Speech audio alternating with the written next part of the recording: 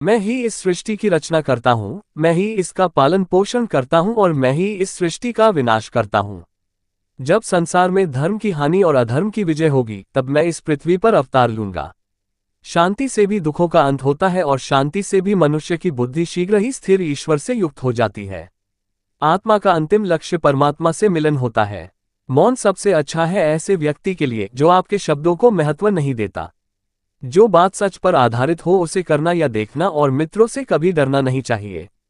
ये भी पढ़ें, जीवन को बदलने वाले अनमोल वचन जो देंगे आपको प्रेरणा। भगवान श्री कृष्ण के विशेष विचार। Shri Krishna quotes in Hindi. भगवान श्री कृष्ण के विशेष विचार श्री कृष्णा कोट्स इन हिंदी आपको सत्य के मार्ग पर चलने के लिए प्रेरित करेंगे, जो कुछ इस प्रकार हैं।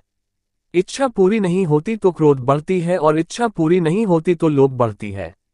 इसलिए जीवन की हर स्थिति में धैर्य बनाए रखें।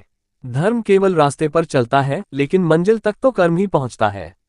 वह जो सभी इच्छाएं त्याग देता है, मैं और मेरा लालसा और भावना से मुक्त हो जाता है, उसे शांति प्राप्त होती है। श्री कृष्ण ने कहा है, अगर किसी को नुकसान हुआ तो बुरा मत मानना। जिस पेड़ पर पत्थर के टुकड़े होते हैं, उसी पेड़ पर अधिकतर फल लगते हैं। विज्ञापन और प्रेम से बने रिश्ते को भी तोड़ने की कोशिश करें, वो कभी नहीं टूटते। यदि व्यक्ति शिक्षा से पहले संस्कार, व्यापार से पहले व्यवहार और भगवान से पहले माता पिता को पहचान ले तो जीवन में कभी कोई फर्क नहीं पड़ेगा। समय कभी भी किसी के लिए नहीं रुकता।